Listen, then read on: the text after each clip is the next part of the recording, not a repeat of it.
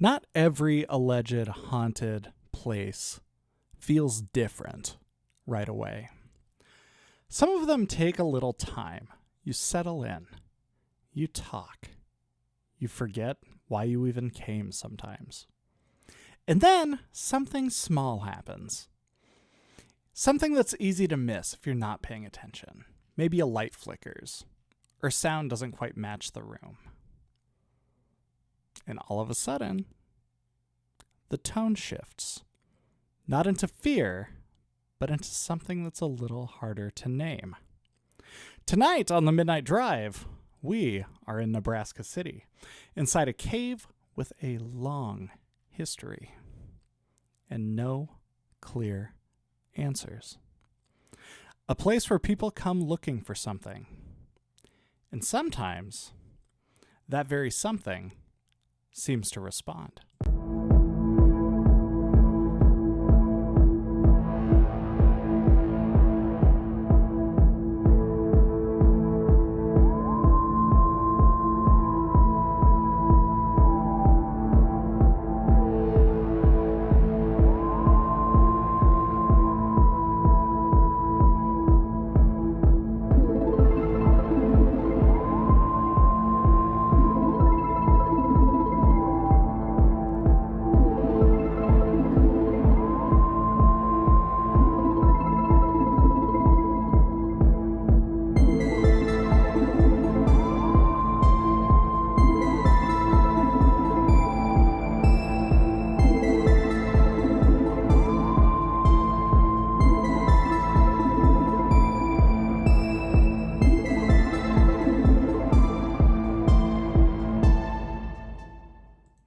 John Brown Cave sits just outside of Nebraska City. It's a place with a documented history, not just stories passed along over time, but literal records and context, a timeline that places it firmly within something real. Originally used as part of the Underground Railroad, the cave is tied to abolitionist activity in the mid-1800s. It served a purpose, a very specific one. Very important one. People moved through here quietly, carefully, often under extreme amounts of pressure, often without any type of certainty about what would happen next. It's named after John Brown, though the exact details of his connection to the cave are still debated. Some accounts place him closer to it. Others suggest the association came later. Attached over time, reinforced through the retelling of stories. What is clear is that the space has been part of a larger historical narrative for a very long time. It wasn't isolated, it wasn't incidental. It existed within a network, a system of movement, concealment, and waiting. People passed through here, they hid here, they waited here, sometimes for minutes, sometimes for much longer. Long enough for time to feel different. And over time, the cave became more than just a location. It became a story.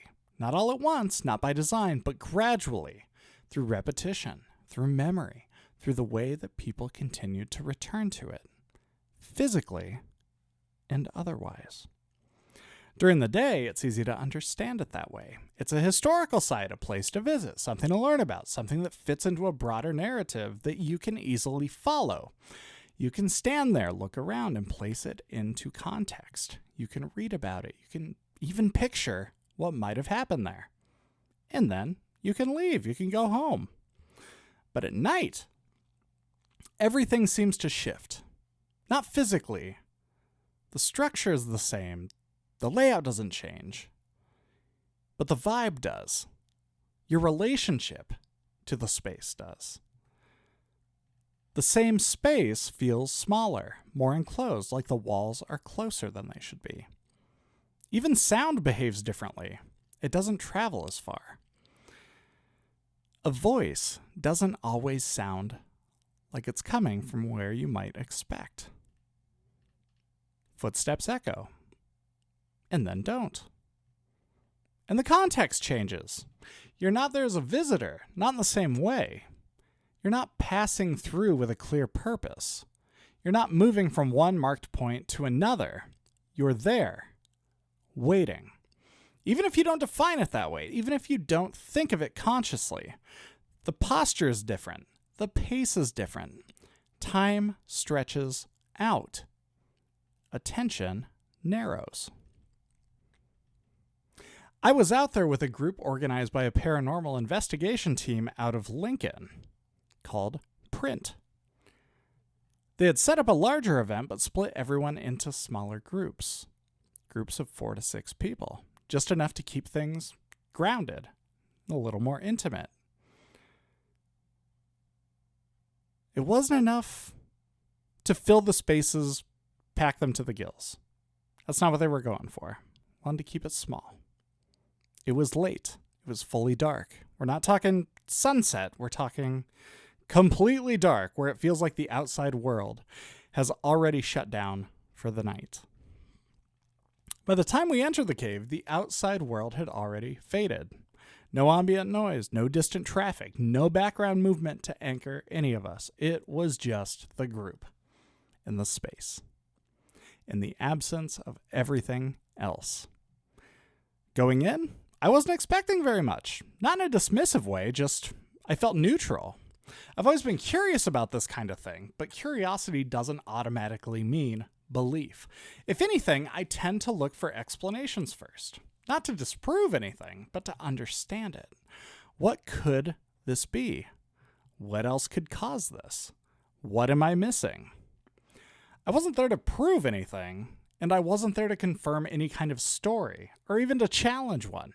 Honestly, I really didn't need anything to happen. There wasn't any pressure for an outcome. I liked the people I was with. That was enough. The conversation, the shared experience. Being in an unusual place at an unusual time. And for a while, that's all that it was. We moved through the different areas, slowly, not in a super structured way, just enough direction to keep things moving. Some spots felt active, not in a way that you could necessarily point to, nothing super obvious, nothing that demanded attention, just a little more focus, more engagement. People were asking questions, then listening closely afterwards, pausing longer between responses, paying attention to things they might normally ignore. Other areas were quiet, completely uneventful, no reactions, no signals, no sense that anything was happening at all. It was just a cave, still, neutral, unremarkable. And that contrast was interesting because it didn't feel consistent. There wasn't a steady build, no gradual increase. It didn't feel like the entire place carried the same tone. It seemed to shift, to ebb and flow, depending on where you were, how enclosed the space felt, how the sound carried, how long you'd been standing still. And maybe, more importantly, how you were paying attention, whether you were looking for something or not. There was a point later in the night where that became really clear. Not because anything super obvious happened, but because of the shift within the group. We were in one of the quieter areas, an area that hadn't produced much of anything earlier. No strong reactions, no reason to expect anything different. And we weren't doing anything investigative, no structured questions, no equipment actively in use, no one trying to prompt a response. We were just talking, casual conversation, super relaxed. The kind of conversation you have when you've been somewhere long enough to get comfortable. Not asking questions, not looking for anything, not anticipating a result, just being there. Letting the space exist around us without trying to interpret it. And that's when things started to change. What do you make of all this? Let us know in the comments below wherever you're listening. You're listening to the midnight drive. So here's the thing. It didn't start with a question. It didn't start with anything intentional at all. No setup. No movement where everyone stopped and decided something was about to happen.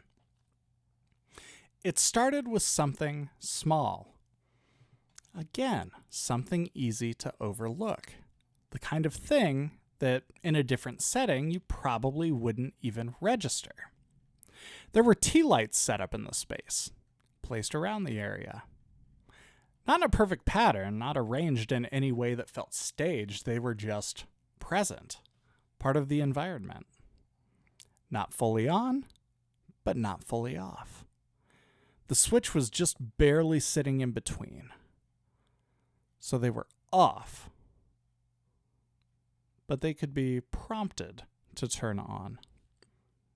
All of a sudden, a dim glow. Unsteady.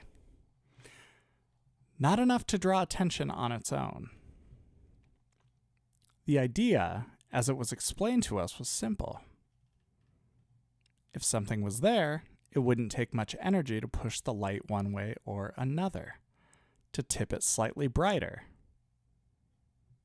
All it took was a small shift, a small response. It's a simple concept. It's very easy to understand. And depending on how you look at it, it can either feel very clever or it can feel a little out there. I remember thinking both at the same time, seeing the logic in it, while also recognizing how open it was to interpretation. When we were talking, the lights were off. We weren't focused on them at all. Not really. They were just part of the room, something in the background. We were just talking. Casual conversation, letting the space feel normal, or as normal as it could. And then someone noticed one was dimly glowing. Not a steady glow, it was a flickery glow. It was just a pause, a slight shift in attention. Then another. Again, not strong, not enough to interpret anything, not enough to interrupt anything. Just enough to stand out against the stillness. And that's when the room changed. Not physically, nothing moved, nothing appeared, but the energy of the group shifted. The conversation slowed. Words became more spaced out. People started listening between the sentences. Our attention narrowed. We started watching the lights, at first, just observing. No assumptions. No one jumping to any conclusions, just noticing. Letting it happen without assigning any kind of meaning right away. And then someone asked a question. Simple, direct, nothing leading, nothing complicated. Just something you could answer with a yes or a no. And one of the lights responded. Again, not in a way that demanded belief, not bright enough to be undeniable, but in a way that felt timed, in a way that felt sentient. And that's the part that's hard to explain, because a flicker on its own doesn't mean very much. Lights flicker, they do that. Batteries shift, connections fluctuate. There are plenty of explanations, plenty of ways to account for it. But when it happens, right after a question, and then it happens again, after a different question, it starts to feel different. Not necessarily conclusive. It's not something you can point to as any type of evidence, but it's certainly noticeable. It's noticeable in a way that makes you pay closer attention. We all tried to stay grounded. That part is very important. No one rushed ahead. No one tried to force a pattern. We asked simple questions. We gave space between them. We watched for a response. We waited longer than felt natural. Sometimes there was a response. A light would shift, dim slightly, brighten just enough to register. Sometimes there wasn't. Nothing changed, everything stayed still. And that inconsistency mattered because it didn't feel controlled. It didn't feel like something was responding on command. It just happened when it happened, without predictability, without any kind of rhythm. And that actually made it feel more real and less like a performance, more like something that existed outside of what we were doing. At one point, we brought out a spirit box during one of the other sites that we were walking through. It was a different kind of tool, less visual, more auditory.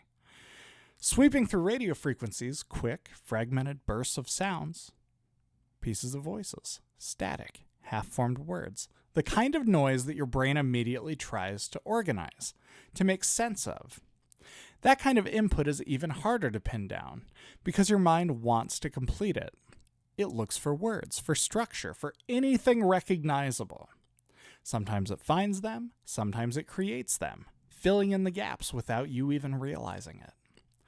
But there were moments where what came through didn't feel random. Not clear, not perfect, but close enough. Short responses, single words, the same voice responding. Fragments that lined up just enough with what was being asked that it caught our attention because the context fit. It made us pause. It made us replay it in our head. Did that actually match? Was that what it sounded like? Or am I connecting it after the fact? And that uncertainty stayed present the whole time. Nothing fully crossed the line into certainty. Nothing resolved cleanly. But there were enough moments, close enough together, that it built a kind of soft tension. A quiet tension, not fear, not urgency, just awareness and heightened focus. And through all of it, personally, I wasn't afraid. That's the part that stood out the most to me. There wasn't any panic among any of us. There wasn't any sense of danger. No moment where any of us felt like we needed to leave right now. It was just a mix of curiosity and something like disbelief.